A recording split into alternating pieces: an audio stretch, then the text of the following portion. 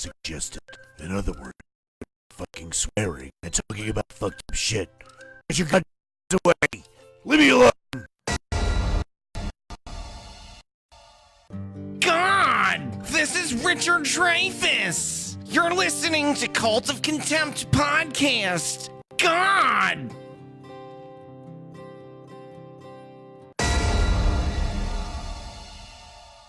And now it's Out and About with Jim Cook. That's right, we sent Jim Cook to talk to people? Here's what happened. What sound irritates you the most? The nails on the chalkboard. Somebody chomping on gum, and it's in your fucking ear. The sound of my daughter crying. Man, way to be a downer. Jesus. Oh boy, double penetration. That's actually unsettlingly soothing. When somebody queefs and denies it, that's an annoying one. I have only met one Ashley that is nice in the world. Jessica's are bitches. I've never had much luck with Susie's. Lauren ever had for me. Christine's an awful name. You ever see that car? If you're an Ashley and you live in the tri-state area, please call in to Two Assholes Shitty Podcast. Don't call that anymore.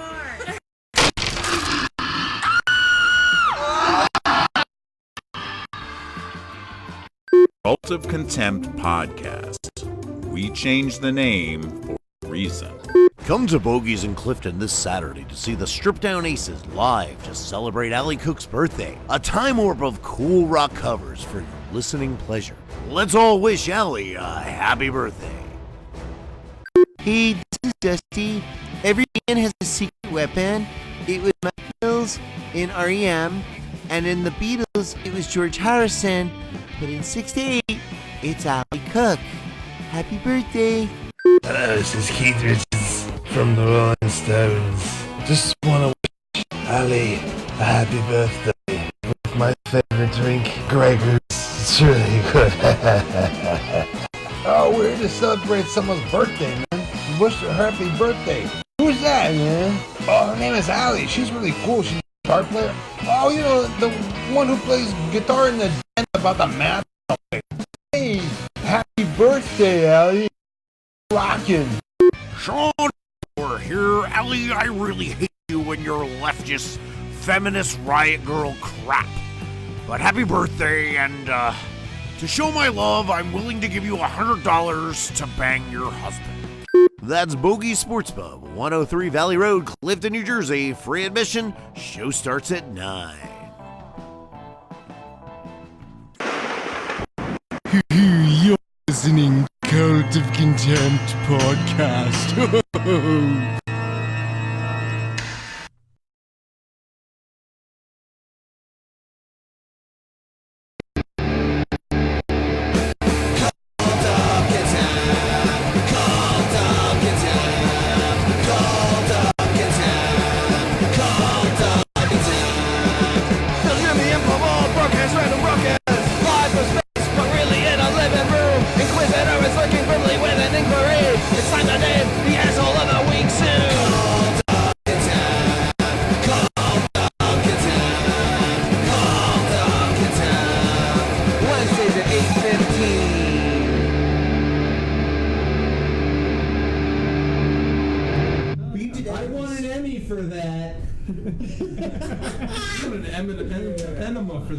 No, I want an M&M enema for that. An M&M Somebody enema. just shoved M&Ms into my asshole until they could no longer fit.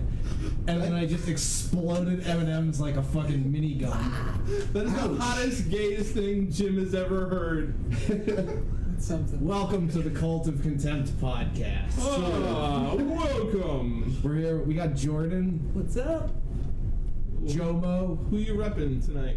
Who am I repping? Like, what bands? Like, oh God, so many bands. Well, I was like, okay, I was listening to Rancid on the way here, and the Good, the Bad, and the Queen. I think he's asking you about your particular band. Oh, okay. So I'm in a band called Mythology. Prog rock band called Mythology. I'm in a bunch of cover bands. One's called The Bomb. The other one's called Mange Party, which we're starting up. It's actually with Carson from The Bomb. And, Nice. I used to play in a band called Sublocum. Cool. Hey, you don't hear too many like prog rock bands out there anymore, man. Yeah, we're few and far between. There's a few, but like we're definitely the odd people out when we play. But there's a scene for it though. There is. The band's tour around at least. Yeah, but it's like the typical stuff. It's Who's that dude you opened for that was playing that crazy thing? Oh yeah, they're Consider the Source. They're one of them. Like they're like they've been around for a while. We played with them on a few like hippie festivals. But they're like super into Middle Eastern like space prog stuff. It's all instrumental too. Yeah, it was fucking. The thing is, Fish is a gateway to prog rock.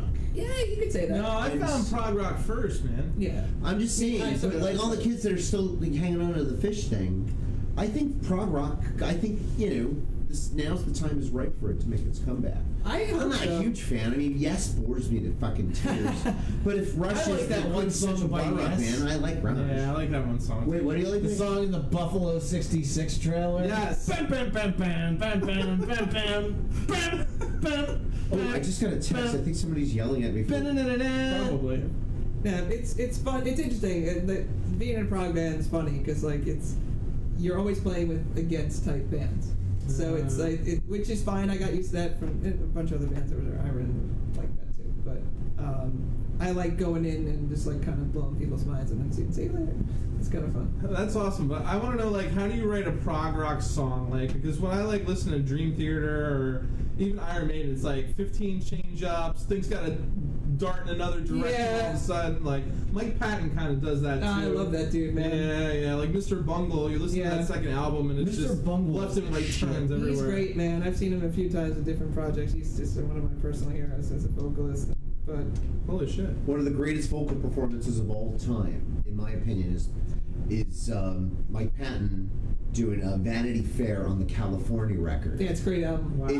It's like a doo-wop song, but the meter changes and the time, and then the timing and the bridge is. And then I think he used to play it live and like clap and snap to this fuckers and and it would be off. And did you ever hear Vanity Fair? You gotta look it up. It's great. Dude, it's awesome. That whole album, I think it's an underrated album for them. Everyone like always talks about the first two. Like California like great I thought album. the other stuff was it's a little good, experimental, a little. I don't know. It always made me anxious. Mario got go by. I think it's kind of like that song freaks me out. I don't enjoy it, so I don't listen to it. I respect it, but I just don't listen. He wants to knock you off kilter. Dude, he does. So many records too. I have one of his solo albums, like Adult Themes for Voice.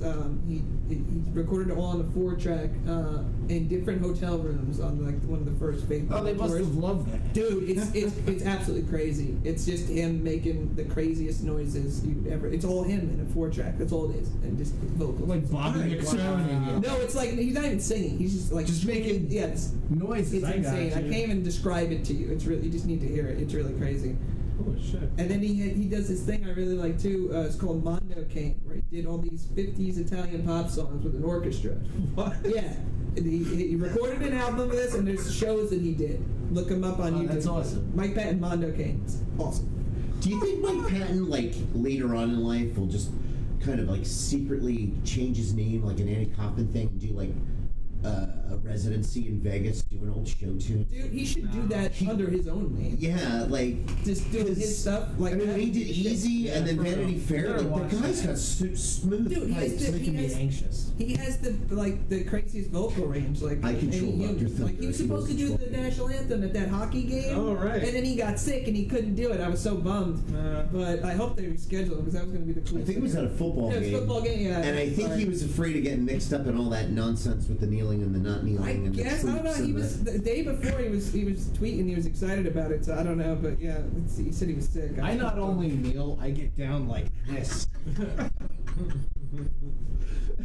I saw him twice. I got to see him with the Faith No More, and I got to see him with John Zorn once. When did you see him with Faith No More? Was it a club or was it like with guns? It was at the theater in Madison Square Garden. Oh, nice. Oh wow! And nice. Refused opened for them. Too. Oh, I love Refused. Yeah, so it was the second time I got to see them too. So it was a really cool bill. It was probably about 3 years ago. It's when they, you got to see when they reformed. Yeah, when they reformed and put that record out. 2016. Yeah, maybe? Sold Invictus. Yeah. So they were touring around that. That's fucking really awesome. Cool. Yeah, it was really. I never thought I'd be able to see them. I was like, this is fucking awesome.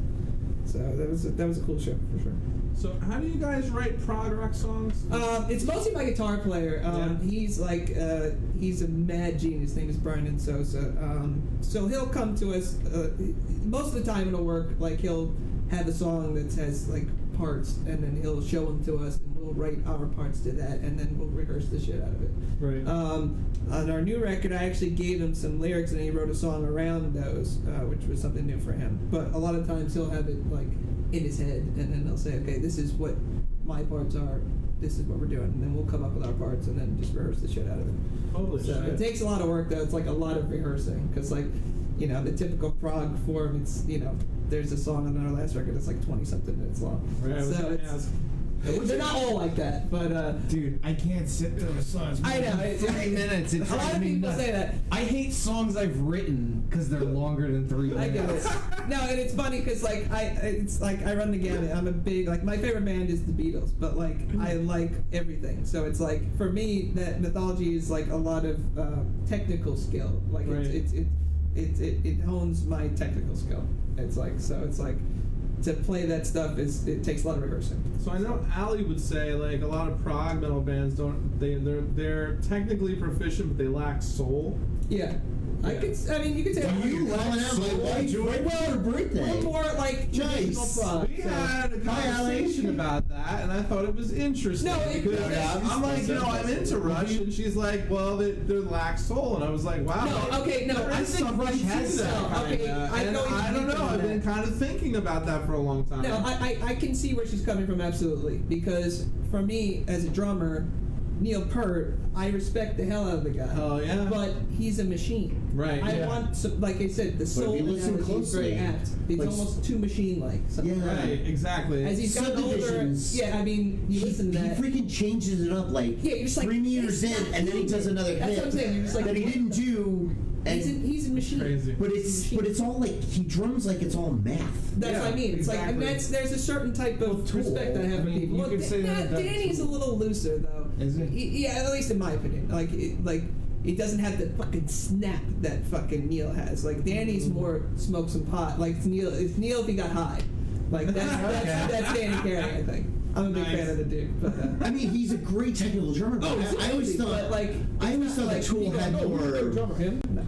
They were something different. I never knew what to categorize them. The singer was a It weirdo. seemed like an evil Pink Floyd to me or something. Yeah, in a way. But there's that Opie LP, They're great. and there's like punk songs on there. Yeah, no, that Or like more like Even charged. Yeah, Undertow. Yeah, like I don't know. And then I just lost interest. I never got into Perfect Circle. I didn't either. But I did see Tool in Asbury, and I was wearing a yellow shirt, and I got really high, and I think the joint was laced with acid because the whole night I was afraid that everybody was going to beat me up for my yellow shirt. It was a bad night. Who opened for Melvin's. Oh, that's a great show. And it was in a convention hall, and we were like smoking pot on the beach, and nobody cared. It was when that's right. It was when like Asbury was degenerate land, and that's why I got nervous because like it was all these like biker guys and stuff, and I was wearing like I was doing that little those retro biker 70s dudes are the Weezer thing. coolest dudes. most of the Tool time. crowds are For scary, sure. bro. They're just the really worst scary. people. And then the Melvins bring a bunch of Dude, it is. degenerates. And I like that band, but their fucking crowd is the worst. I've seen them twice, and the first time I saw them was at Bonnaroo, so it was a good crowd. But I saw them. You remember All Points West? You remember that festival? Yeah, I do. So they played the second one. I was at both of them. And dude, the crowd at that show was the worst human beings ever put together. Wow. Like every douchebag-looking person that you've ever seen wear a Tool shirt was at this show, and you're just like, why? Hey, that brings up a great subject. All right, did you ever get punched at a concert? And what was the band? I got kicked in the head, but it was by accident. Yeah. Somebody was crowd surfing. Yeah, that's and how my it is. glasses went flying off and got crunched somewhere, and that was the end of that. But I still rocked out the rest of the night. So I went to see the goddamn Fratellis at Roseland, and I got punched in the face. All right, so Like this guy. intentionally? Yeah, oh god, this guy spilled a drink on Allie, so I spilled a drink on his girlfriend, Okay. and I said, okay, The plot thickens here. and for tat. And no, nobody. I was a really angry person then, and I had this rule: nobody fucks with Allie. So it was irrational. And she's like, well, you're going to get yourself into this trouble. It's kind of sweet that it was over me. But so he punched me in the face. I didn't even see it coming. And then but I just stood there like a big heap. How big was this guy? He was slightly taller than me, probably 6'1". And he just looked like a big doofus. And then he obviously didn't hit. And then before he didn't hit me hard enough. I mean, I had like a bruise like here. It was a weird spot, and you really couldn't tell it. Almost looked like I was wearing mascara for a little while, or like I got some on my nose. But then, but they're the Fratellis are this like this happy band. Yeah, great. Their later material was really great beyond Chelsea Dagger, the song that they play at the hockey games. But yeah, and before I got to swing a punch, he hit me again, and he knocked off my hat. And I was like, I'm still took your power away. Yeah, no. And I was like, I'm still fucking standing. Why can't you knock me down? Because I was gonna play because he was kind of a fat dude, so I was gonna play the long game. Get him tired. But by the time that all happened, security was coming, and I pulled me away, and we went running, and we got up to the front.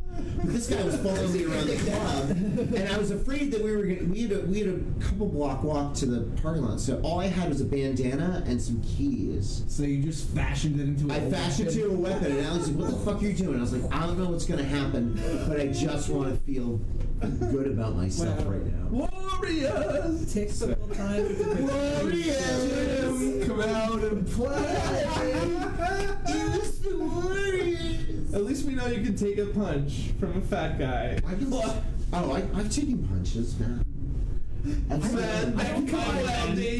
don't think I've ever gotten punched at a concert. I've never had any kind of intentional violence. I used to go to all these punk shows, so you get knocked over, knocked around, kicked in the head when someone's the scariest thing that ever happened. You're in a show. You're but like, then I'm they in a pick punk me show. back up. It's like, hey, here you go. That's another thing. Yeah, most places, even the like punk shows are like that. Yeah, my scariest used to be. My scariest concert experience is seeing the Misfits one time in like 2005 at BB King's. Oh wow. And okay, that's a tight room. That's a tight room. Yeah. And so I saw Rancid there. Me and my friend Alan are fucking there hanging out. He's not even really a Misfits fan, but he was just like down to come out and like see it. Like, whatever, he likes some of the shit casually. So he was like not really expecting the mascara and black eyeliner and fucking lace and leather mess that he walked into. Fucking devil locks and shit. Yeah, devil locks and everyone's all fucking painted up and shit.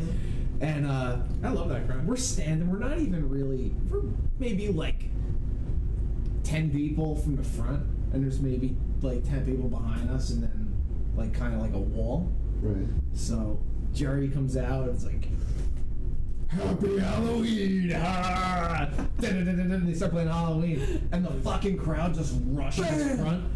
Dude, I see my friend Alan just get carried away. And then I realize I'm like, fuck, I'm not standing on it. Like, I'm literally I'm this high off the ground, and people are fucking just pushed in there. So I'm like, shit. So I kind of like crawl out. Eventually, I make my way out when I can finally find the ground. And you have to pay for those dumb booths on the side. To like sit down. Tables and shit. Yeah, no, I didn't do that. Hate that. So I end up at the back. And I'm the back bar, right? The back of the bar. Yeah, I'm like standing back there. Not even the back bar. It's the back where the wall is, and there's like a guy. Okay, yeah. There's like a guy that's fucking standing there, like he's all right, just chilling. And I see my friend like fucking walking over. He looks like he's been raped, like violated. Jesus. And he was just like his like fucking shirt was like all messed up. It said I got raped at a Misfit show, and all I got was a ripped T-shirt. He's like fucking stumbled over. And like you good? He's like, yeah, I'm good. That was fucking crazy. It's like, I'm just gonna stay here the rest of the show. Like, yeah, me too. It took us 10 songs to get like back to like a normal, back to our meeting spot. And then this fucking guy just comes up. He's like, I guess he's wasted, and he's walking backwards, and he just passes out. And so we're like looking down at him, like the guy checks his pulse, like he's alive. The guy that was standing next to me just kind of like looks at him and like checks his pulse, like, eh. And then somebody came over and took care of him. But it's like, I don't know, just crazy shit at concerts. Yeah, hell yeah. The guy just fucking, I thought that guy just dropped dead in front of me. I was gonna violate his corpse. I've seen one kid who was trying to get like crowd surfing and shit like that. Necrophiliac jokes. And he gets up on the stage and he just dives back into the crowd and nobody caught him and his ass on his fucking head. Fuck him. He got up, but his forehead was cracked. He was bleeding. He was laughing about it. You really can't, like, people try to crowd surf at times where it's like, yeah, that looks like a lot of people, but it's like 30. Like, don't try it. No. Yeah. They can't hold you up. They don't want to. They don't want to. Yeah. Stay where you are. For sure. I almost murdered a kid to get a Trey Cool drumstick. It was at Warped Tour. Green Day was there. Why not? My wife was not my wife. Jesus Christ, sorry. My ex, who was kind of like I was like in a bad marriage, and she was just a really miserable person. But anyway, she was really into Green Day, and when she was happy, things were nicer. So the stick went out. I went like this and grabbed it, but then some punk kid with like Liberty Spikes was pulling it and barking like a dog. I'm like, kid, I'm not fucking intimidated by you. But the problem was, I went like this, and some skinny kid came out of nowhere, and I'm fucking strangling the skinny kid while this other kid pulled it. No. So the more I pull, the more I kill the skinny kid. I'm attempting to kill the kid that took the stick. No, I'm An innocent bystander. I said I almost killed the guy. I didn't say it was the guy who went for the stick. Were you like whispering in his ear like, she's gonna be in pinch and then I just hold on 5 more minutes, man? No, I basically said, you know a beer. I was like, I'm gonna let go, but I fucking hate you. And the kid went, yeah, I'm on it, yeah, in your face. I'm like, fuck you. Oh, I hate people. Yeah. Like young punks just think, I don't know. It's not just young punks, it's people everywhere. Green Day show. Yeah. That's what I said. You've been to a lot of concerts, right? Yeah, I go all the time, as often as I can. What's the most recent one? Last show I saw was on Friday. I got to see Phil Keggy, Jerry Marotta, and Tony Levin, which was really awesome. Who the fuck are those? Okay, so it's actually an interesting. Phil's shaking his head like he knows. Phil, why don't you tell us who they are? Musicians. Yeah, so it's a weird mix of people. I really didn't know that they played together. Phil Keggy is Just like, world-renowned guitar player. Came out of the Christian music scene, actually. okay. But if you're really into guitar, you've heard of Phil Keggy. Like he's an absolute monster player and super awesome dude. Tony Levin is one of the most well-known bass players in the world. He played with Peter Gabriel. He's like a studio dude. Yeah, but he played like he's touring with King Crimson right now. Oh wow! Or he's gonna be. Yeah, he's like one of those dudes that's got chops and plays with bands that need people. He uses a Chapman stick. Have you ever heard of that? Yeah. Okay, so he made he kind of popularized the Chapman stick. That thing's fucking cool. And he's the only bass player that Peter Gabriel ever uses. Okay. And Jerry Marotta, the drummer, he worked with Peter too, and he's a session guy as well. But they're pretty much on. He was on the every Peter Gabriel record that matters. He did some drums on. Okay, I have the one that has Rain on the cover. You mean in the car? Yeah, Or that's Peter. Yeah, he has 3 self-titled albums. So yeah, it's like Rain on a Car. Yeah, that's Peter Gabriel 1 Car. The people call it. But I re-listened to So, and it's a very dated record. I love him. But it's just, I don't know, but Madonna has the same bag. It's just the keyboards they use, the full everything I'll get attached to that time period. But it's funny, Blondie had a record around the same time as So, and a lot of the songs were produced, a lot of similarities in the drum sounds, and so it was like, oh, so Peter Gabriel made this comeback, so now let's have Deborah Harry make this comeback. maybe. And, Peter Gabriel had a really full, interesting sound that would take you interesting places. Yeah. I feel like he had more hits than the MTV. I mean, there's songs for the Hill and there was a sophistication there, but there was also a whimsy. I think. Absolutely. And he was able to marry those two things in an interesting way that a lot of artists can't do, I would say. I would totally agree with you on that. he's a lot more whimsical than Phil Collins. I mean, he used to wear masks and shit. Well, yeah, that was when he was Probably has more hair too. Yeah, exactly. I don't know. I'd probably bang Peter Gabriel before Phil Collins. Phil's a monster drummer, though. Oh, how'd you know he was going to ask that question? Yeah. Jim has often asked himself that question. Ew, not Phil Collins. Actually, no, Inquisitor was going to ask, who would you rather be fingered by? Phil Collins or Peter Gabriel?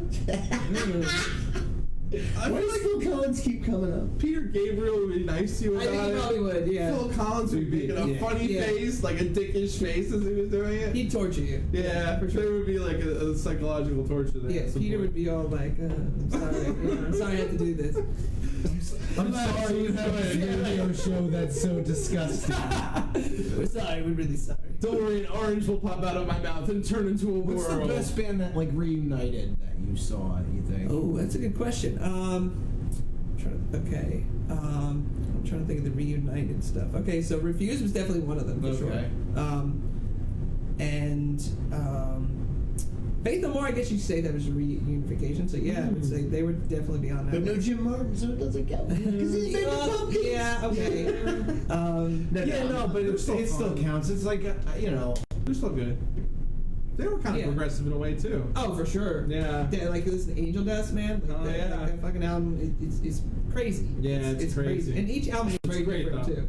Like so, it's like The Real Thing's one of my favorite albums ever. Top 10. Oh really? Just because it's kind of raw. Oh, for sure. It's the most like punk thing. It's like kind of holdover from like when Mosley was. But you could see that he was a little bit progressive even. I would say there's a lot of. The thing about The Real Thing was, and a lot, I don't know, like everybody says, oh, Nirvana killed the glam guys, but I think there was like a three-pronged attack. Glam guys though. It was here's the thing. It was all like under the umbrella of metal when Faith No More first came out. Yeah, that's true. So all of it was under the umbrella, so there was a discussion. So first you had Guns N' Roses, which was tougher for the LA scene than these guys wearing all the makeup and everything. Then you had Faith No More doing this really weird, really progressive kind of thing, and incorporating hip hop. Pretty much for the first time since Walk This Way. Really. Yeah, for sure. Although a lot of the old different way too. A lot of the old DJs used to use rock records back in the day. But anyway, and there's a lot of funk in there too. But then the third hit was Smells Like Teen Spirit, and then followed by all these other great albums that were coming out around the same time. It's just the music, it's going to change, but it just doesn't.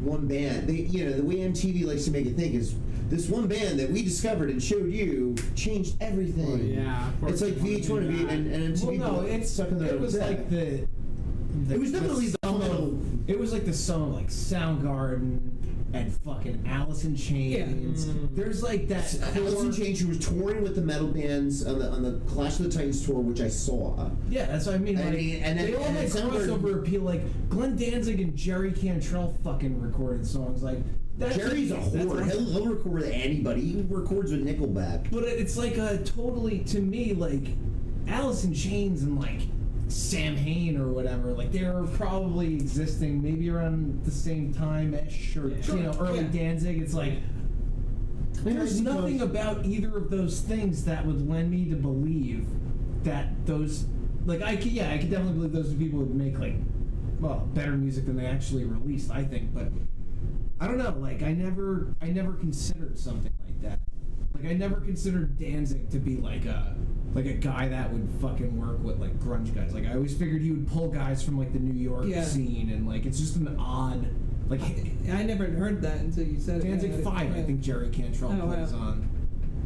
Interesting. See, Danzig did a little do-si-do from the punk into the metal.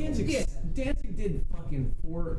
After it's Misfits and Sammy, he did 4 what I think are great solo albums. Like the first 4 Danzig albums, I think that's solid for sure. If he dropped dead right after that, like that would be a fucking like the Doors. Like you know what I mean? Like that would be like what people see that as. Yeah. And then 5 and 6 is like industrial-ish, a little more. Right. He's and then like 7 is like super industrial, and then he did Circle of Snakes, which is like I was out by 2. No, Circle of Snakes is fucking awesome. Yeah. Black Angel, White Angel, Skull Carver. Oh yeah, it's great. I saw Skin Carver, Skull Forest. Oh, okay. Skin Carver. Yeah, it's fucking just these. It's like absurd, but it's fucking worth checking out. It's like him and his. I think that's him and his like best as like an older dude. And then after that, it was like albums that he did a cover album. Yeah, I remember when he did that. Who did he cover? Black Sabbath. He covered NIB. Yeah. He covered.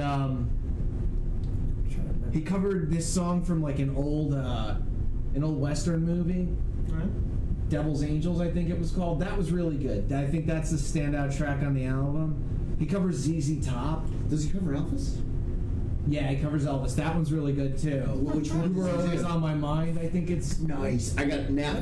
I'm going. Yeah, I'm going to YouTube. He's doing a whole album, album of Elvis covers. That's good. Jesus, that's a hard sentence to get out. Is he really? Yes. Did you ever hear American Nightmare? That's that's oh, and then one of the first conversations about Glenn Danzig I had with Paul was like, I knew he was in the bag when I was listening to the podcast. I was like, hey, do you know about this obscure song from the Less Than Zero soundtrack? Like, oh yeah, Less Than Zero. He sounds like Elvis on that track, and Ruben got him to sing. He wrote that for Roy Orbison. Yeah, for a girl to sing, and they heard his like vocal track on it, and were like, what? No. My only problem with it is the girl vocals kind of make it corny. Got to they should have just left that out. If I remixed it, I would take that out. He wrote another song too for Roy Orbison that Roy Orbison performed, and he wrote fucking 13 for Johnny Cash. Right. Oh, yeah, I forgot which is a fucking awesome song. Yeah, I like when we play that. It's fun. So, I mean, does this mean like Glenn belongs in the Rock and Roll Hall of Fame, or with all these accomplishments that we're listing? I mean, I saw him a couple of years ago. I saw him 2013, I guess that was.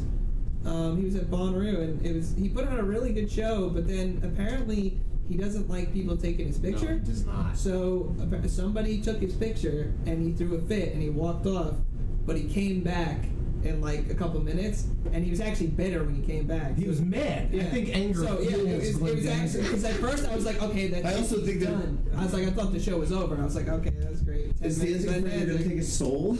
I saw him. He really did well. I was actually really surprised. I was like, cool, because the Bad Brains were on that. That's cool. So that was really great. That's but like nice. they had like a punk like theme in the lineup that year. Did Doyle do that thing with him, or it was just? No, it was just it wasn't Doyle. It was him and that band that he put together. Yeah, no. Sometimes Doyle came out after shows and would play like Die Die. Yeah, I read about that. No, yeah, he wasn't. They did that at Starland one night. Yeah, that must have been cool. Doyle to me is like Hulk smash. Like yeah, Doyle hates Doyle smash. Fans. He doesn't want to deal with anybody. No meet and greet. Yeah, oh my god, I'm gonna do a bit about $50. that. You ever hear him talk though? He's got like the most quiet, like, yeah, no, I don't want to deal with anybody. Yeah. What's your favorite song? I kind of whatever. They ask him what his favorite song to perform is in one interview. He's like, I don't know, I can't even really tell him apart or something. Like, he doesn't even give a fuck. That's why they had like I saw the Misfits, and like they had AC Slade with them playing guitar, and Doyle, you know, it does the show, but like, AC Slade is the one back there like playing guitar and like singing the backing vocals, and Jerry too. He's doing the work, yeah. Like they needed a guy that wasn't Doyle to carry that. Yeah, that makes sense. You know, he's cool to watch. Like when I saw I saw a cool Danzig show actually at Starland. It was Danzig and it was Doyle's band, but it was cool at the time because this band Blitzkid that I like, it was the two dudes from Blitzkid were like Doyle's band, and like so Goolsby was singing, and they were doing really mostly like American Psycho from the Misfits. So it was like a fun fucking atmosphere. Like everybody knows those songs, you know, even though it's a Danzig show. Right. And Doyle's opening for him. But it was cool. Did they get on stage and jam, or? Well, no. What happened was fucking Michael Graves was there. Oh, weird. And so they did the plot. They did 4 songs, like Doyle, Goolsby, and the drummer. I think Dr. Chud was playing drums for it. So it was kind of like almost a Misfits reunion.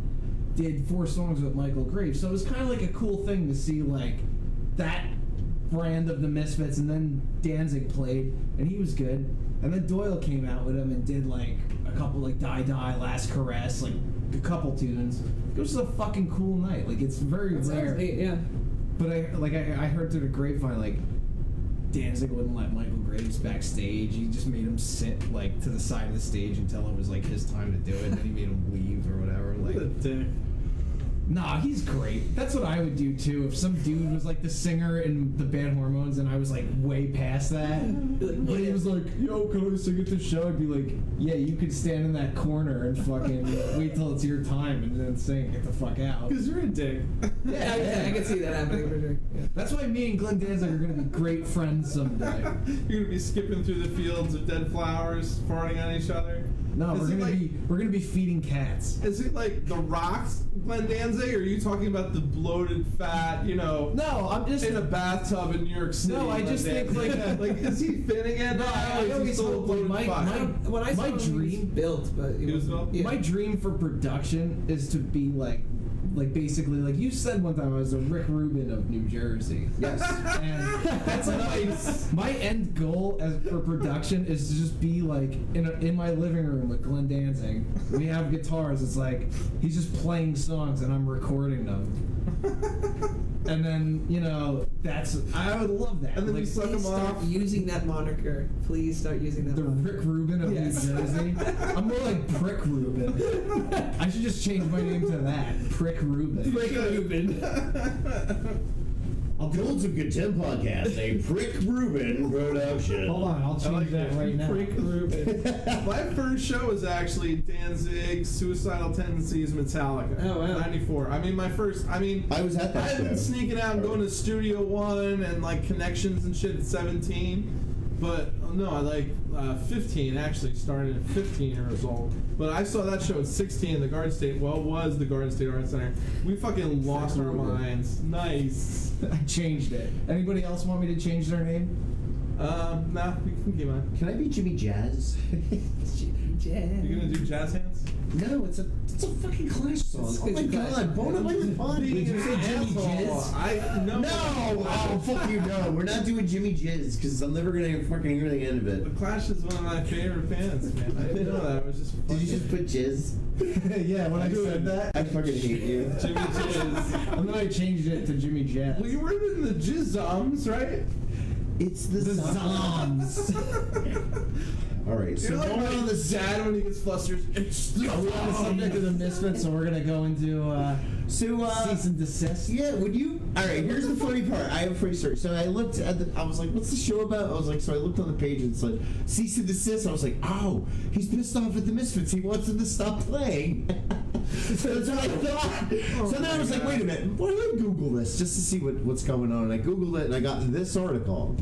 So basically it comes down to this. A punk rock flea market. No, used that's this old. fun- That's old. That's old. Yeah. Oh, this is a new one? I'll tell you about that though. That's funny. The punk rock But it's flea just market- like they co-opted this No, no, font, that has this nothing to do with logo, this. and then they told a flea market No. they couldn't do it. Basically, that's old, but I'll tell you about that. Side note.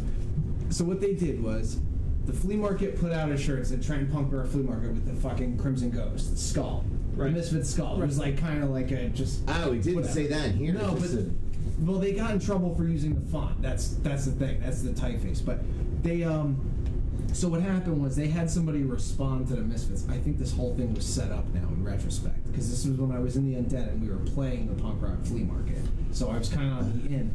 And so the Misfits sent the cease and desist to tell the flea market stop selling, stop using our font in our fucking shit. And so what the flea market did was they had a lawyer write a response back, like, we don't recognize the Misfits as just Jerry Only. It's like, if Glenn Danzig, Doyle, and Jerry Only, like, that's what we recognize as the Misfits. So we're gonna ignore your cease and desist until that's the lineup of the band.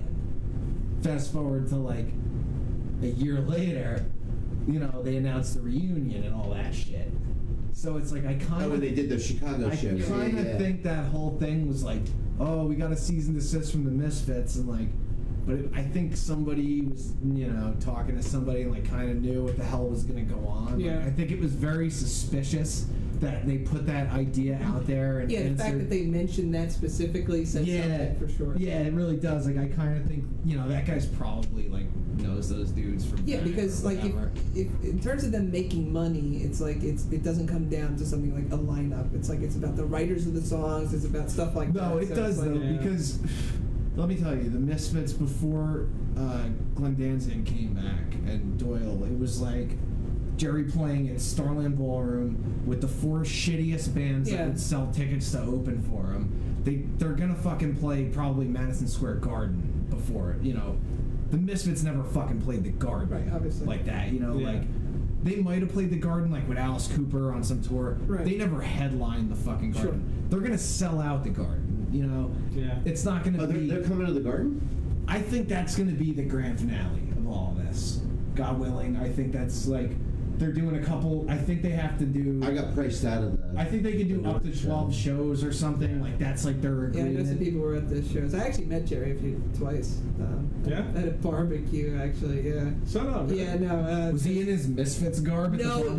He was. I was okay, so the guy who recorded the End of Zombie's second album and the Sub Loco record. His name is Kusa McAllister. He passed away last year. He's a really cool guy. He used to run Record Plant Remote, which is from the original Record Plant studio. He took the name and he was a mobile recording guy. So he did all live albums and television stuff. So I got to know his son, and he got to be in one of my bands for a while. And so I used to, he lives in my town in West Milford. And so all the Misfits guys were in Warwick. It's a town over from me. Sure. And Vernon and all that stuff.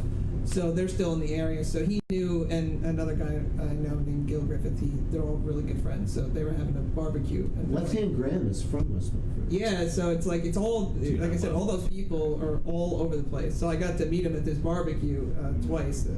Same scenario. They have like a barbecue every year. They had one. And he's like, oh, Jerry's coming. You should come by. And so he's a real super nice guy. Actually, he got his other son. Jerry? Yeah.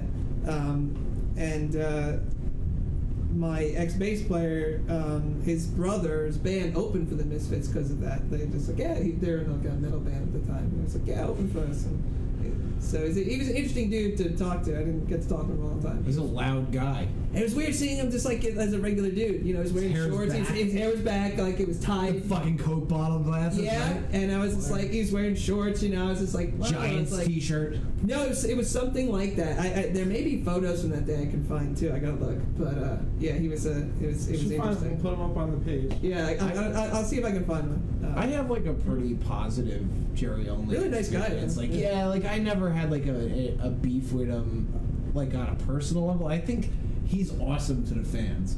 The fans come away from meeting Jerry only feeling like, wow, this guy's like super nice. You know, like. Dude, you know what I respect too is like when I was a kid, he asked me like, "Oh, are you in school? How do you do in school?" Like weird questions that like your uncle would ask, you know, like, and like I got that vibe. He really does. Yeah. Like, I don't think personally did he think about me when I walked away. No, probably not. But I think in the moment, like he wants, he tries to at least point you on like a decent right on a path. You know, like. Think about do something with yourself. What do? You play music? Like he was talking. You want to hold my bass? Like he was fucking super cool. I met him at Chiller Theater. Like he was awesome, man. I have, you know, my qualms with Jerry are like, why are you singing for the band? I get that. Yeah. I would do it for free. You know, like anybody would do it for free for it to be better than it is. Like like I'm a fucking mark like that. Like I don't know. I think people fucking maybe my lady friend like make fun of me like because the whole Misfits thing, like working with like guys that are like 60 years old and shit. But like the shit that I like just learned from those dudes is fucking it's invaluable. It's invaluable. And the insight too. You've been dancing around that whole Misfits realm for years. I know, it's so weird. But you had to like pay to meet Jerry. Yeah, I did. But you got to play with one of his old friends. I paid to meet Jerry, but it was like at Chiller Theater. Like that was like a bonus too. It's like I saw like all these signs that just said Misfits and like pointing upstairs, and I'm like, the fucking Misfits are here? Like what? Like they weren't on the bill or anything like that. It was just like Jerry just shows up at places with like all this fucking shit. Like, hey, can we hang out? And like. Yeah, okay. Yeah, we'll give you a room. Like, what was Jerry's relationship with Bobby Seale? That he was the bass player when Bobby was in the Misfits. Okay. And Bobby got like booted kind of because Jerry would tell him, "Oh yeah, there's no rehearsal," and then Bobby like taught Doyle how to play guitar and like taught Doyle the songs and would like jam with them when Glenn wasn't around. It would just Doyle would play guitar and Bobby would play some drums and they would play the songs or whatever, you know. Right. And like so he kind of taught Doyle how to do shit, and then Jerry like I guess didn't want Bobby in the band anymore, and told like Bobby, oh yeah, there's no rehearsal. And then he would tell Glenn, like, oh yeah, I don't know where Bobby is, but Doyle knows the songs. So, like, we'll just, you know, let him play for now. And then that kind of, like, negatively impacted, I guess, Bobby's reputation. But who's to say? I mean, that's what I heard from Bobby. Like, that, you know, Jerry might tell me a different story. But I think, I have a feeling... Did Bobby always, like, you know, hold a grudge, or... A grudge? No, it's like... you have a unique window into... It's a weird thing, man. Like, I always felt... Those two dudes are never going to see eye to eye, because I think Bobby thinks... So there is a grudge? Totally. Oh, okay. I just... It's not even a grudge, like...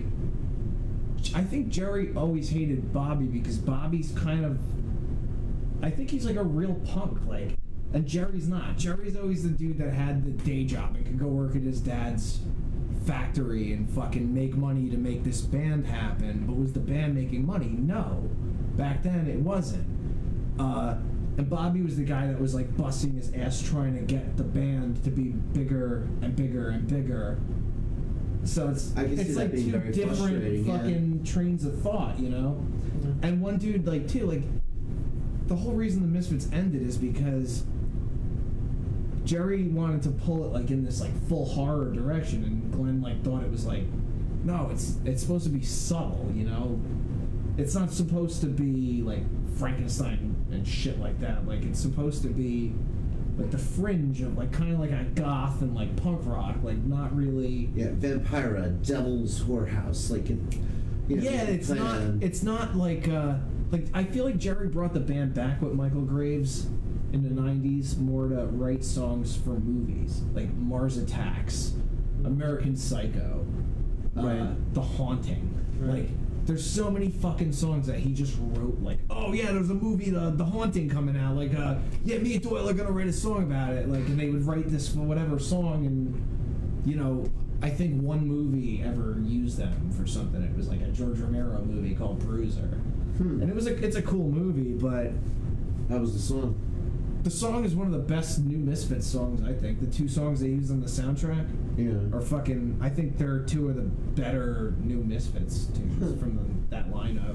I tried to give the newer Misfits a chance. I listened to that Project 1965. No, that's the worst album to listen to. That's not good. It's terrible. Not good. No, you took a dump on Magic Moment in the first 10 seconds. This Magic Moment. I heard that. It's like, why it could have worked. It was a good idea. It could on paper, I guess, but it's like that is a bad. record. It's a stupid idea because Misfits fans progressions were always 50s. The horror movies that they were singing about sense on from paper. the 50s. Yeah, but it's like, but not with that band. But Glenn Danzig never would have done that. You know what I mean? Like that was his influence. But those were the songs that the kids were making out to in the car before the monster comes to kill them. Yeah, but the thing is, like that's like their influences, but. That's not what he wants to wear on his sleeve. Like I don't like his cover album sucks. I think his cover album sucks as bad as 1950 does. I think they're equally as shitty. Like those guys need each other in like a symbiote way to I think to really thrive. Like I would love to hear a Misfits album from now with Dave Lombardo on drums. Like, that would be awesome. I'd be all in. That would be awesome.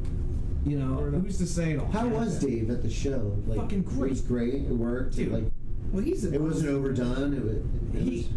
He played a set with the fucking Suicidal Tendencies right before and wasn't even tired. Like he's a monster, man. He's an animal. Yeah. I couldn't have done 1% of that. Like it was insane.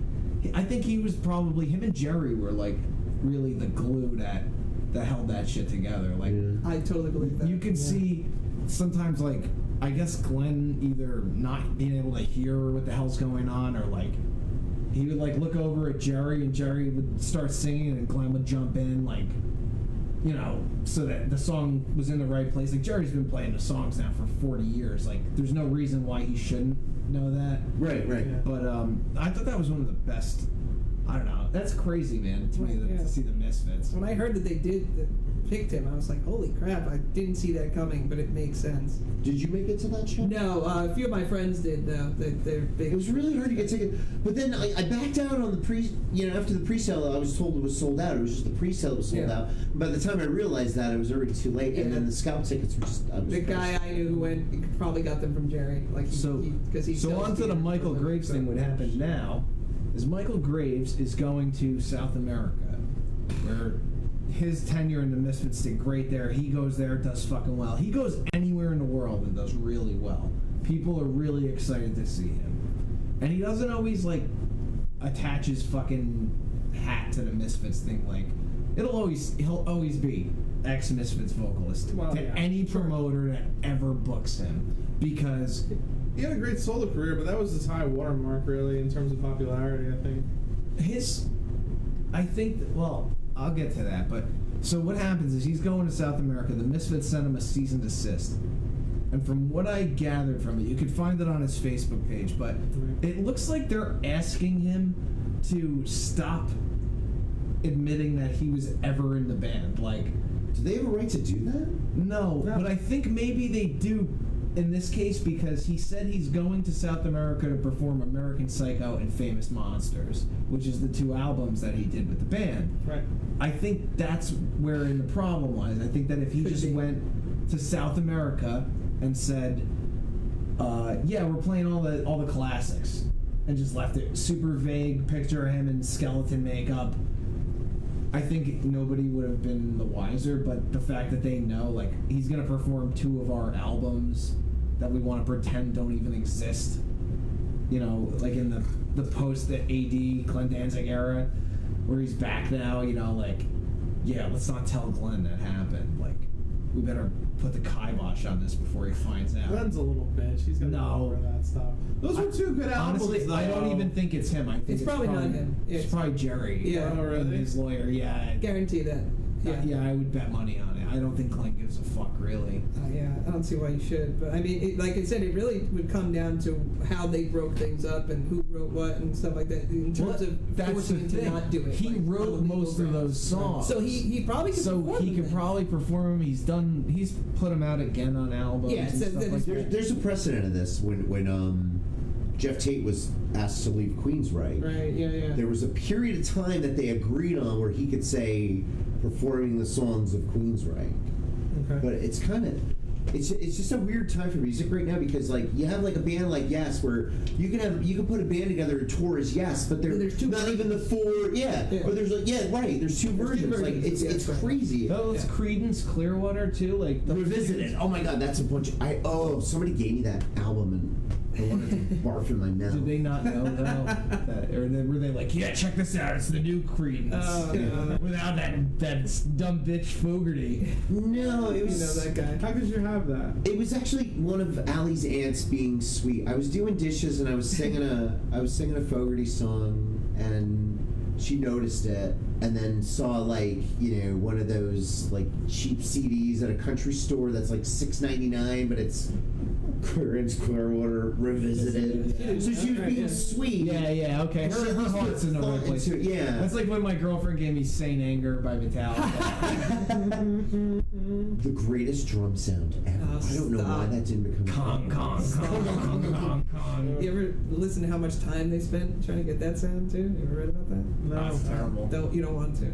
What I did like about St. Anger is they came out swinging like, we're gonna do the video at a fucking prison. Yeah, no, the videos were pretty fucking hardcore. And, you gotta give it that. Yeah. You know, and it was like, you know, kind of like a Johnny Cash thing. We were playing for the prisoners. And you know there's some fucking guys in prison that would kill for heavy. Dude, their new videos aren't as like emotional, but they shot videos I think for every song they on did, the new album. Jonas Ackland Spit Out the Bone. Yeah. Spit Out the Bone is fucking. That whole album's I great. love that. Yeah, that song is like my favorite song on the new album, and the video is just like a ninja girl fighting a fucking robot, like all this crazy. Nice. And it was cool too. They did all this behind the scenes. I gotta shit. write this down. I gotta YouTube. Yeah, the new Metallica videos Yeah. are fucking crazy. They're like nonsense. Like, Yeah. But as Really an old hard. man, I laugh because there was a time where Metallica refused They wouldn't to do it. Yeah, videos they wouldn't do it. and said it was like bullshit. I remember their live video that they had, or it was like all live. All they had was them. they had a video for one. For one, That's that what was the they other gave one, in, yeah. and then it's just But then when the Black Album came out, they just threw After together. Sandman, they had a video for it, didn't they? Yeah, but that was so popular, That was the Black Album. Yeah, I where remember one was that. from Injustice. Yeah, from, Justice, right? Yeah. which is kind of a proggy record Oh, for sure. a metal band. Absolutely. Yeah. I would say that. Diary, what a interesting trip you go on that song. A lot of stuff going on those records for sure. Oh my god. The bass It never says no sounded bass. right. We were in the It's a same great place there. album, Did you see that? Yeah. Same thing. I love the new Metallica record. It's great. Honestly, it's Yeah, like it is. I think it's their best record. And I thought Death Magnetic was really good, except for the mastering, Oh, which is dude, horrible. atrocious. It's so loud, but like if you get the Guitar Hero versions, No, or like that's the thing. people remixed it Yeah, they with the remixed Guitar it. Hero versions And of the that's the one songs. that people prefer. And people yeah. like it. It sounds so much I better. read a whole 'cause it's article not about brick that. walls. Yeah, it's crazy. Yeah, it's pretty impressive actually that they. I think they sent the wrong one to be. It pressed. possibly could have happened. I think Consequence of Sound or one of the online magazines did a story on this. And Yeah. I read it, and they put forward that too. Like it could have been a mistake.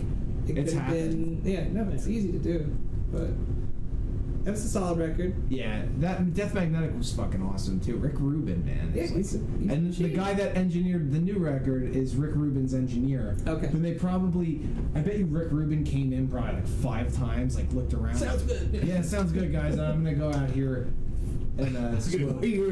Comb my beard. Yeah, hold my beard and smoke my pipe.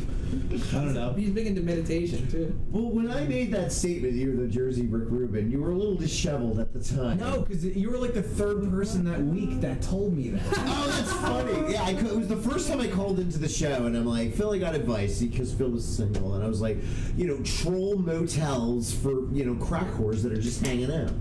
You could probably I get think I some. told you I was seeing 3 chicks You at give that the time. best advice, Jim. I'm awesome. But anyway, but then Paul put me on the spot and said, "What do you think of me?" And I was like, Paul, you should probably be like the Rick Rubin of New Jersey. Yeah, you were like the 3rd person. In Oh, that's the week. funny. I was the 3rd. Something to tell me that. It's like, oh my god, that's an omen. Frick Rubin. This means Frick something. Rubin. Yeah, I'm Frick Rubin here with Jimmy Jazz. Frick Rubin and Jism Jim. No. Is it too late? Can we change it again? Yeah, what do you want to change it to? Sweet Jimmy Cook. Sweet. Sweet. It's That's worse. it's actually a nickname that Alana gave me, and it kind of stuck. Okay. Sweet. Sweet Jimmy Cock. Sweet Jimmy Cook. Yeah, do Sweet Jimmy Cook. That's cool. Sweet That's like my Jimmy porn Cock. name. There we go. Jimmy Cook. Jimmy Sweet Cock Jimmy porn, Cock. and I don't care. Should we go to Inquisitor? Why don't you guys tell an anecdote? All right, I have a question. What do you think of the production of the first Danzig record? I think the drums sound flat on that record, and it always bothered me. I thought it could have been a better sounding record. It could have been bigger. It's the sounding. tail end of him recording with Sam Hain, and I think that's part of it. So it was a money thing? Like they No, I think it was like him being stubborn, probably, and like doing things his way. Like in a way, like I think that Danzig 2 opened up more. Well, by his Danzig mind. 2, he was in the bag with the metal by then. They had but they had like acoustic songs on there and shit. Yeah, but I was born in the dirt. Yeah. Never had no home. What year was that record? Was that 92? Yeah, Danzig 1 was like 89. I think Danzig 2 was maybe like 90 or 91. Kind of just a bad time for him to have another record because. And then it's funny. I was just so distracted. with Mother everything became a else. hit in like 93. Right, and it had Mother 93. While yeah. they're like on their 3rd record, Yeah. it's like a weird thing. What does Inquisitor have to? This week? There's questions in his brain. Yeah, pull out a brain question. A brain question. The brain questions are all on one page because somebody's lazy. Oh my gosh. And there's chicken scratch. You're gonna have to read this one. I'm gonna have to read this one? All right, deep breath. Use your larynx. Okay, wait. Use your use your Majora. Do that like Jane Fonda thing with your maybe a Majora. Kinetics. Have you ever walked in on your parents having sex? Yes. Oh god, that must have been so awkward. No, my girlfriend got hit by a car while she was on her bike. Oh my god. And she didn't want to call the police at the time, and then she went home and I guess went into like shock and was like, I need to go to the police station. I'm like, well, can we go tomorrow? She's like, no, I need to go right now. So I'm like fucking 17. I'm like, I can't just leave the house at like 2 o'clock in the morning. My parents are gonna be like, what the fuck? So like I'm like knock on the door, no answer. I go upstairs, go like they had like their own like little upstairs like area where they could just lock the door and like we would be downstairs. As long as the fire didn't make it up there, they were fine. And I go around the corner and like I don't know, my parents are mounting each other or something, and I'm like, oh my god, yeah, Lindsay got hit by a car. I'm gonna take her to the police station, and my mom's like, "Oh, are you okay?" And I could just see the hatred in my stepdad's face, of like, I'm gonna kill her. Oh no! And then I took my girlfriend to the police station, and they were like, "Why didn't you come 7 hours ago when you got hit by a car?" Yeah, right. So yeah, that's my. Bravo. Well done. Well, that was a hilarious story. Not only was it a boner killer, but it sounds like your girlfriend at the time was a boner killer too. She was a Vietnamese chick. Okay. What does that have to do with it? Because I banged her before I brought her back to her house after reporting her fucking stupid bike accident. Okay. Maybe don't ride a bike around town. It's a dangerous town. Dangerous town. Fucking asshole. That story just got better or something. Look around. Right? Like, seriously, like, when I rode a bike, I never got hit by a car. I rode a bike way more than she did. Well, you know. I got hit by a car walking across the street by my neighbor, Troy. And he was driving his car down the street, and I was walking, and I guess I figured, it's Troy, he'll stop. And he figured, it's Paul, he will walk into the road. We both misestimated each other. So I just get fucking smacked by his car. I fall on the fucking asphalt. I like get up and brush myself on. I'm like, I'm alright, don't worry, man. Like, and I just like go to into my backyard. It's 4th of July. No, different Troy. Oh, okay. I go into my backyard, but it's 4th of July. We're having a barbecue. So I go in the backyard. I'm like, Ma, I just got hit by a car in the front of the house. She's like, bullshit! You're full of it. Fine, get out of here. So then the guy who hit me, he's like my neighbor. He runs in the backyard as white as a ghost. And he just grabs me, he hugs me. He's like, oh my god, I'm so sorry. I'm so sorry. Are you okay? Oh my god, he's like stroking my head. I'm like, yeah, I'm fine. Like, stop fucking stroking me. And my friend Dan was like fucking, he was like in shock. He went into his house and like told his mom, he's like, he just got hit by a car. And so then he comes over, he's like, are you okay? You got hit by a car. And my mom's like, fuck, he did get hit by a car. So then I go in the house, I was like, I was okay, you know, like, whatever. I got hit by a car, and then I was like, fuck, like, I got hit by a car, I kind of like freaked out, you know, like could have internal injuries. I could have died, yeah, like God forbid, you know, thank God he stopped and he just knocked me and fucking, I probably scarred him for life. He was like a 17-year-old kid, you know, I scared the shit out of him. But like, I don't know. It put my mortality in perspective as a young man. the caressing made you bi-curious. He never caressed me again. That's good. No, I felt so bad for him because it's just like a bad.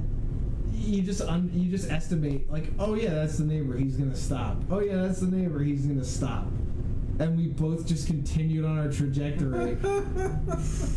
So I always. And then my mom didn't even believe me. That's funny. Even with my arthritis too. Like in high school, I had it, and then I got psoriasis in college. My mom, I would tell her like, "Yeah, no, Mom, like my bones hurt." She's like, "You're full of shit. Go to school." It's like, no, I actually fucking have like pain here when in between my rib cage. Like that was like one of the first things, and like my back. And like, nah, you're fine. And then it's like, I get psoriasis, it covers my whole body. The doctor's like, do you have arthritis? Like, do you have pain, like bone pain? Like, I'm like, yeah, I do. He's like, it comes with that. Like, some people get that first.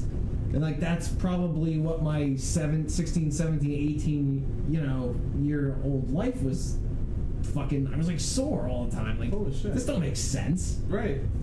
I felt like a 90-year-old man. I still do, but I fuck like a 60-year-old man.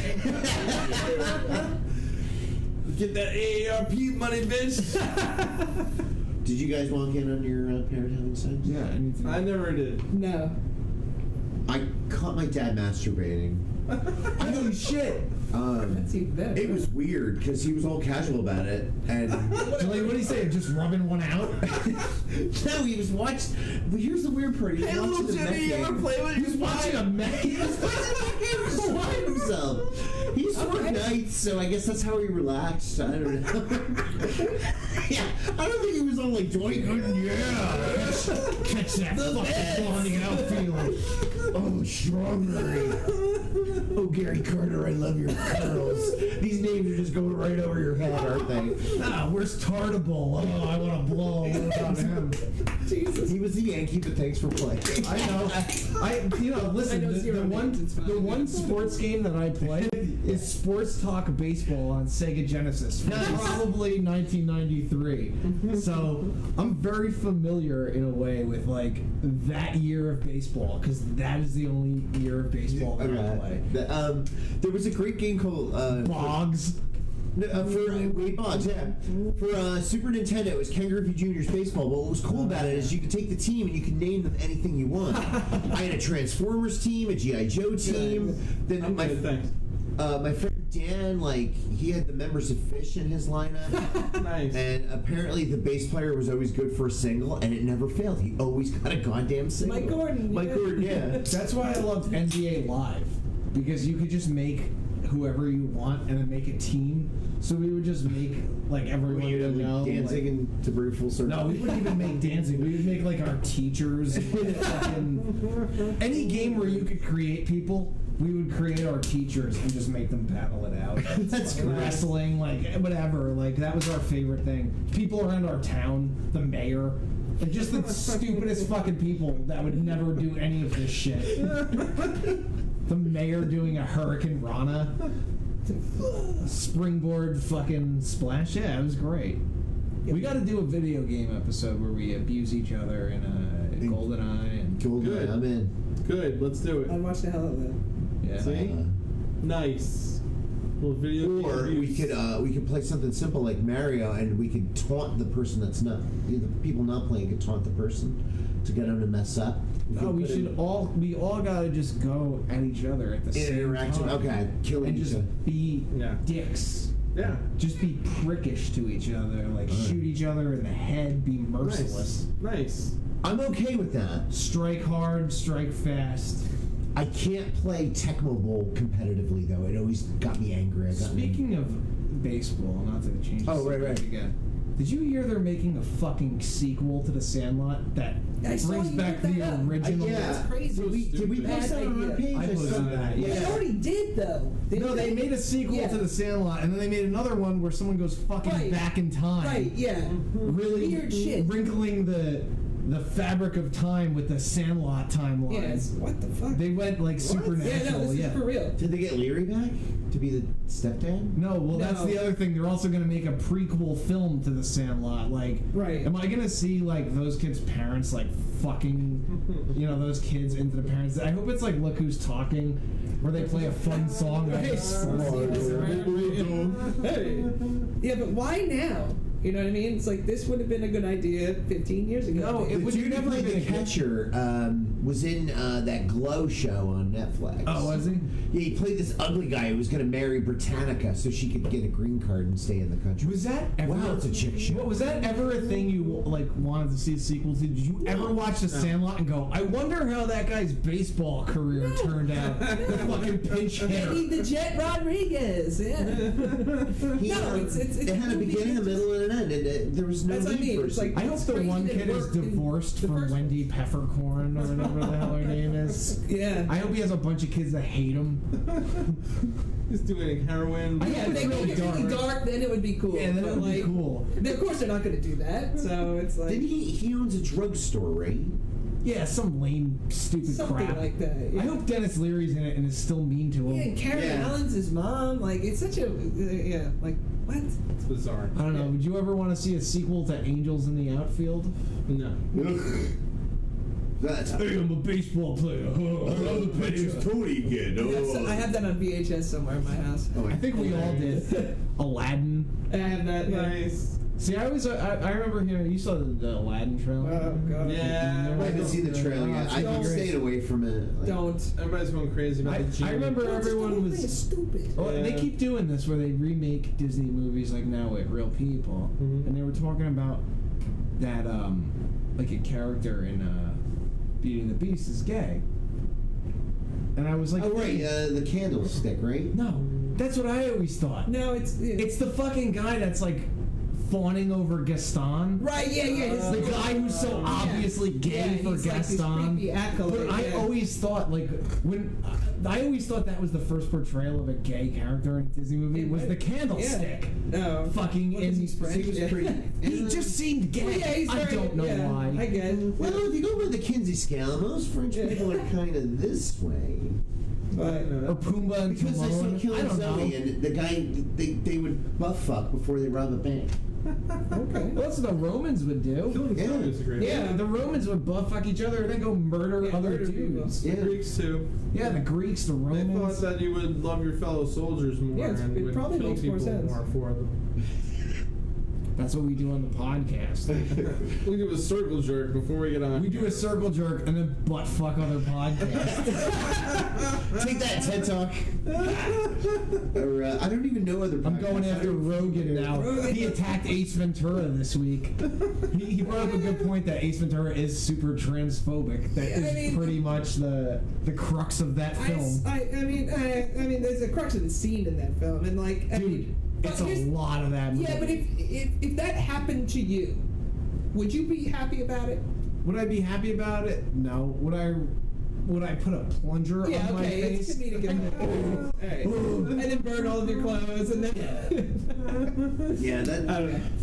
It's been a while since I've seen It's funny to Yeah, watch Since I've seen what goes from being like acceptable and like even in Friends, like the way they handled Chandler's like gay dad or something. yeah, like I his dad forgot was about trans that. or Yeah, something, yeah, and yeah. like fucking millennials watched Friends on Netflix. Like, oh, everyone says this is a good show, and they were like incensed. Like, how could they speak that way about his father? Like, they don't understand that. Like, Get over it. there still is a comedic element to anything. Like they've Sure. completely lost like that. Yes, like this can be humorous to people that have never dealt with it, and it's a good way to introduce people, I think, to other things through the eyes of a character in a show that doesn't understand what that lifestyle is. Like, I never saw it as being like, oh, they're fucking horrible to, you know. Well, we also grew up in that time period. I think it's a totally different time period now, and those kids don't have any context. Even they just come at it from Growing Pains is like, for whatever reason, he's like talking to Mr. Cooper, and he's like, they're hanging. Yeah, they're hanging, and he basically says like, he's like, well, call me if you ever need a white guy, and he leaves. Like, you would never fucking see that today. It's like the fucking silliest. Like, Hanging with Mr. Cooper wasn't really a show. I thought that was, you know, fighting some fight Pushing or the envelope, pushing some pushing some envelope or pushing an agenda. It was just about a school. Like, I never thought of it as anything more of than a show about a school. Like a teacher that everyone likes, he's cool, whatever. Try to watch like Welcome Back Carter now. Those people are just all racist. Cotter? Yes. Welcome Back Cotter? Mr. Cotter! It's just all racial stereotypes. Yeah. That's all they are. Yeah. Vinny Barbarino is like the big dumb Italian guy. I got a great example of this. Rorschach is a nerdy Jewish guy. Yeah. The first season of MASH had a black character named Spear Chucker. Spear Chucker Jones. Who was from the movie. Yeah, you're right. They called him because it was a nickname he got because he actually he actually did it. Javelin. Javelin, yes, thank you. Oh my god, I was just gonna keep doing this until somebody said something. But that's army humor. Like to me, circle jerk. that's I mean, they're not demeaning these. If I knew well they are, but everyone gets it. That's like the sound part thing. Everybody gets it. Well, all right. So I have friends who think that there is nothing funny about rape, and there was a comedian who once said, "Rape's not funny." Well, how about Porky Pig raping Donald Duck? It's George Carlin. Oh, it was Carlin. Right. All right. And Dane Cook Someone once said. So I don't remember who it was. Yeah. I almost give credit to Robin Williams, not Carlin, and that would have been a faux pas. So. Oh my god! Well, I think it's like different for everybody, right? And you know, the thing is that you know, if you have like the whole no rules apply, like everyone is a target, everybody can be made fun of, then you have a certain form of equality. But when you just start saying like you can't joke about this, you can't joke about that, those become privileged by default. And then you've kind of lost the ability to have, you know, kind of that creative. You've lost the ability to have even an honest discussion. Yeah, it's just you've wrapped it up. I think it depends on what the exaggeration is, and whether you're trying to be funny or you're trying to be mean or you're trying to get attention. Well, like to sum up Friends, like I hate Friends, right? Right. But I think that the reaction, the way that they respond to Chandler's dad in the show, like I remember Bit being on and shit. I remember that shit. Like it's kind of a sign of the times. Like that was a thing that really wasn't understood. Like who do we have? Fucking RuPaul. Like that was the one like weird freaked out. It's still not understood now, I think, but it's more than it that. is. It's understood. I think a lot more. It's complicated now. People think about it a lot more now. You know who was progressive about it? Overthink it. Yeah. Fucking Kevin Smith. The whole Randall bit talking about watching she porn because he gets the best of the world. That's hilarious. Like Randall, the most unlikely voice of reason. Randall is the absolute voice of reason. That's like my spirit animal. Oh, yeah. I think Randall's like the greatest character that was ever put to page. Oh my god. That porch monkey, I'm taking it back thing in the sequel was really funny. I like knowing the guy. Those two didn't talk for a while, Kevin Smith and the guy Randall. He's not in the new movie. What's that? He's not in the new movie. Yeah, I heard about that. Really? He's just done with it. He wanted to retire from acting like years ago, and then they gave him big money for Clerks 2. And he was great in that. But he just doesn't want to deal with it. Like it's not his thing. I would love to see him come back and do anything, really. I would love that guy to have a podcast. Yeah. I think that he's like a naturally probably pretty funny guy. Meanwhile, it's the other guy, Dante, who's like struggling to have like an acting career. The only one that hires him is Kevin Smith. You know, he was in some weird clown movie. Yeah, that was a Kevin Smith movie too. Oh, all right. Scott, what's his name? Scott Mosier. Scott Mosier. But like, no, that dude does like stand up now. He does plays and stuff, but I don't think he ever wanted to be he like was gonna be like Tom Cruise or something like that. Like, no, I don't think he would. But I think I can see him being like the boyfriend in a romantic. Tarantino's gonna use him someday, I think. Yeah, and then he'll get a TV role. Watch, I think that's what's gonna happen. With It's just a whiny straight man. I don't know if you really like stand out in that role. You know what I mean? I'm not even supposed to be here today. You know, he's just like he nails it. Well, he does, but I mean, it's kind of like he does. He did a great job in the You can only go so far with that. He was great in Mallrats too. As Gil Hicks. Oh yeah, that was funny. Can we just say second sooner? I got to meet Kevin Smith once at Rutgers. Oh, yeah? And he did a meet and greet, and we got to watch Chasing Amy. Cool. And so everybody's like, asking dumb questions. And the group I was with was this douchebag who thought he was going to make a movie and never did. But anyway, so nobody was going to ask him a question. So I stood up and I said, in Clerks, you actually give credit to Lando Calrissian for destroying the second Death Star when actually Wedge Antilles actually fired the shot. You're right, yes. And then Kevin Smith looked at me and went, "Fuck Wedge," and everybody laughed, and I applauded. I was like, but then all of a sudden the audience turned on him. Yeah, because I like Wedge. And then everybody's like, "Well, he saved Luke's ass on Hoth." The only guy that keeps I broke the Kevin Smith meet and greet in 3 minutes. It was great. There you go. That's what I like to do. If I ever meet him, I'm just gonna be like, "Who are you?" That's right. That's right. But disrupt, my man. Schooling him. It was kind of that time. It was that sweet spot. It was that sweet spot right before Affleck and the other guy. I always call him Affleck. Affleck. Oh my God. Gilbert? Am I allowed to say don't ever work for fucking Affleck? It's awful. But anyway. Gilbert Gottfried worked for Affleck, and then he made a joke about tsunami, one or two jokes on Twitter, and he learned a valuable lesson about Twitter costing him his jobs. After his 9/11 joke on 9/12, which also cost him jobs. I love that man. He's quite the guy. Oh, he's in Aladdin too. You know who I got to meet? Speaking of comics, I got to meet Rich Voss. I saw that. Yeah. Oh yeah, I saw that the other day. Voss was the guy that Opie and Anthony used to bust the balls on, right? Boy, did they! Yeah, oh my God, they used to give that guy a hard time. Dude, he's a fucking genius, and he can work in front of any crowd because he used to be a fucking crackhead. Right. And he knows people, just knows so many people from all walks of life that he could kind of just talk to anybody and get anybody to, think he's funny. Mm-hmm. He's a genius. I highly, highly recommend going to see him. Listening to him on the radio, you would think he's fucking retarded because he's... Was that in Hasbrook Heights at Bananas? Bananas, yeah. I need to go there. Dude, that place rules. It's just in a hotel. It's like a ballroom. Yeah, I like the small comic book. There used to be one in Sussex County on 206, in this place called Porky's. It was in a basement, but I heard it closed. But you could go there. $10. You had to buy 2 drinks. Yeah. But if you ordered dinner, they didn't care. Well, this was 60, but oh Jesus, or 50. Yeah, well, I'm talking about 1993. But yeah, that's a 1993 $10. Yeah, $50 now. Yeah, I would recommend the Gotham Comedy Club in Manhattan. I performed there. It's a good place. Yeah, but it's not that expensive, and you can see some really decent people coming up. That's the whole point of that place. Is it's all kind of I don't want to say bringer shows, but up and coming people.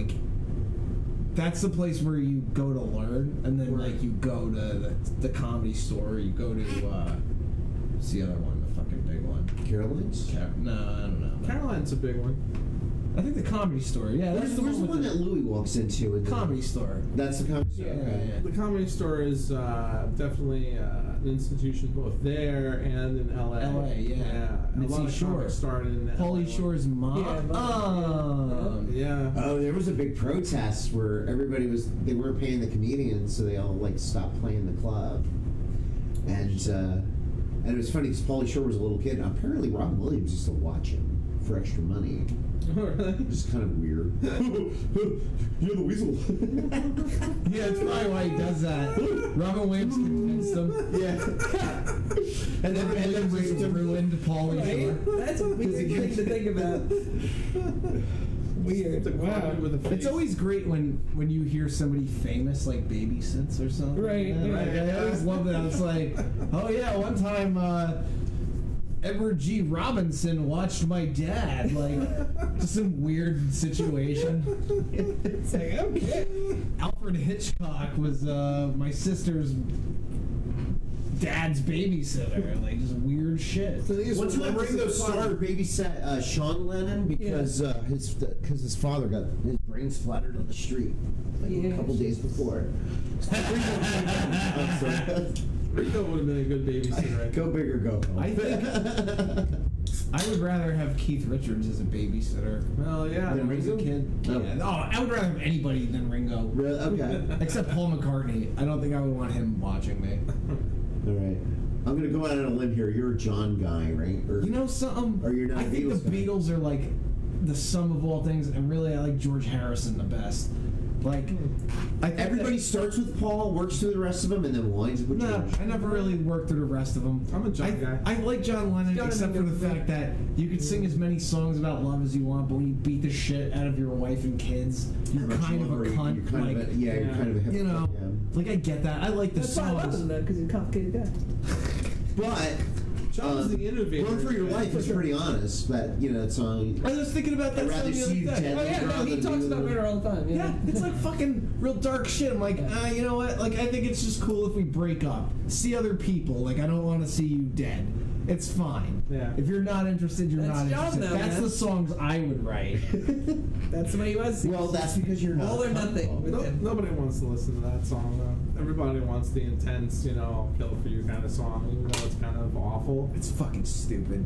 Babies in Black was a good song. That's great. I don't know who wrote that, but that's a great That's Beatles Paul, I song. think. I believe you're correct about See, that. and I hate Paul McCartney. I think he's the most obnoxious, actually. That's probably why I hate He's him. the schmaltzy one. Yeah, for sure. And John Lennon was the edgy one. I think he was the one that was. And then They they reversed you were roles talking about the sometimes, Misfits too. bouncing on They would each reverse other. roles because Paul wrote Helter Skelter and John wrote a song like Julia. Like, so they would sometimes be inverted, but for the most part, Very good. I'm a That's a good Beatlemaniac. point. They're my favorite. So Oh, I'm going to see Ringo, actually. Also, Yeah. man, who's in it this year? I don't know. I'm hoping it's because they were touring last year. Todd Rundgren was in it. And Nice. some A couple years ago, I saw him in Morristown. It was Todd Rundgren, guy from Mr. Mister, the bass player. Yeah, right. Who wrote songs for Madonna, apparently. Really? Greg Bissonette, who kind of looks like me with a mullet. He's a good drummer. He was a good rock drummer. David Lee Roth, when he was a soloist, he had a great fucking band behind him. Best band. Dude, Greg those solo Bissonette, albums, yeah. Billy Sheehan, and Steve Vai. Like, that's Yeah, a great come on, fucking band. Oh yeah. But anyway, so Greg Bissonette was because he does the heavy lifting. Ringo just does a few songs. But Little Steven showed up at the end. What does he do? No, he He sings and plays drums. Yeah. But he always plays a small kit. But that's been going on for years. Like Yeah. he would tour with George Harrison. There'd be two drummers. Yeah. Well, he loved doing. He started doing that like with Bang on There's him and Jim Keltner and all that stuff. Yeah. Because Ringo's my favorite drummer of all time. He's like, I get such shit for this, and I'm a big defender of that guy because he's a fucking genius. He's the most important drummer that's ever been, in my opinion. Wow. Because Ringo. Right? absolutely. No, everyone was doing the floor on the floor bullshit before him. You know how many drummers played drums because of him? Just seeing him on television. Well, the shit. Anytime I get behind a set, I always do the Ticket to Ride beat. That's great. That's what I was just gonna say. Nobody was doing anything like that back then. He also Rain is so That weird. is one of his best performances. That and like there's No, so I was in the bag for all of them. I One had Never my Knows. Beatles face. Listen to what he does on there. He does shit like on the hi-hat, like it's not typical drumming, like No. he does like bum tick tick bum bum. Yeah, but here's the thing too. He's one of the few drummers who you can sing. Like even people who don't play music can sing his drum part. Okay, for example, like "Come Together." Everybody who knows that, Yeah. or "Ticket to Ride," and that's the whole song. There's very Or few his drummers. solo in the end. Yeah, but like a lot of his stuff is just super understated. Like stuff like I'm trying to think of a really good one. Probably A Day in the Life. Listen to his playing on that. Every single fill he's doing there is super necessary and always different. Like he has this touch. That's because he was a lefty playing on a righty kit. Like who fucking does that? Yeah. True. Makes no sense. But like he's just I love that guy. Did he play open? Yes, he did. He was one of the first big people to do that because people were doing. Because I'm a magic or lefty playing traditional on a stuff. righty kit. I mean, like that's. I play fucking cross, but Yeah, well, he would mostly do cross. He would do open sometimes, but like he was also one of the first people to do the match grip and not traditional. So that was another big thing. I just hold him. Yeah, just fucking tree jumps. And he was kind of the big pusher to stop touring because he was like, I can't do this anymore. Yeah, 'cause you couldn't hear it. I couldn't hear what I'm Couldn't hear playing. anything. Yeah, and it just wasn't worth it. But Fucking drummers, Peter Criss, ruined Kiss. we're drinking too much. But should we do another quizzer or are we out? What are we We doing? could go out. We could stay in. I don't give a fuck. Let's do a quizzy. Let's do another Inquisitor, and then we'll get the fuck out of here. All right. All right. What's your favorite ethnic? I'll read it like that pig from the Muppets. What is your ultimate goal in life? Phil, would you like to answer that? I don't know. To raid the villages, see my enemy, running before me. No, I don't know. What is my ultimate goal in life? I'd like to become a writer and just write my own stuff. I want to see you raid a village. And just make money off of my art. That would be pretty cool. Instead of having to work a 9 to 5 every day. Not that my job is so bad, but yeah.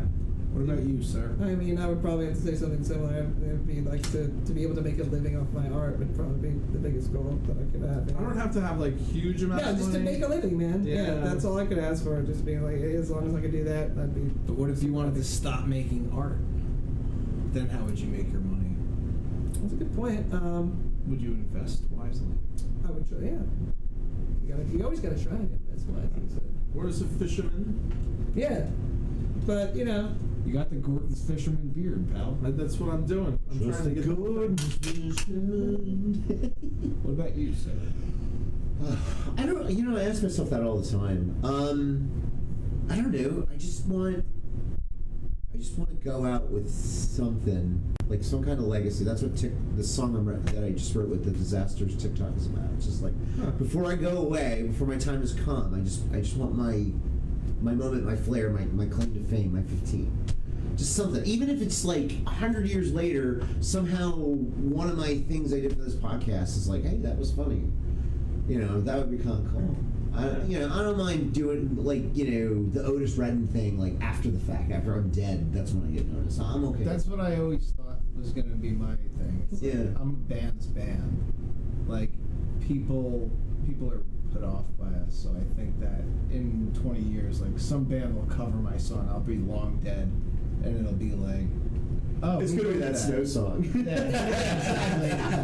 Like that's my goal in life is to have some fucking young band be a one-hit wonder with one of my songs. Yeah. 'Cause at this point, I know it's not gonna be me, and I'm just gonna fucking live in this apartment and play PlayStation and retire after I have my my nut. I don't have to work no more. There was this cunt that I went to high school with, who basically just kept ragging on me about politics, but then started getting personal with my band and my wife and all this, and like this happened like last year, and then she basically said, well, maybe if you made videos that were interesting like this, people would, you could actually make it, and you don't even have to thank me for my idea. And I was like, what was this video that she showed you? What was that? Was it like a pornographic? No, she was talking about, I don't know, we were talking about politics, we were talking about sex education. She's like, I should do, instead of doing stupid songs with your wife, you should do penis and vagina videos. So then I just kept like saying like, would you like to play the penis?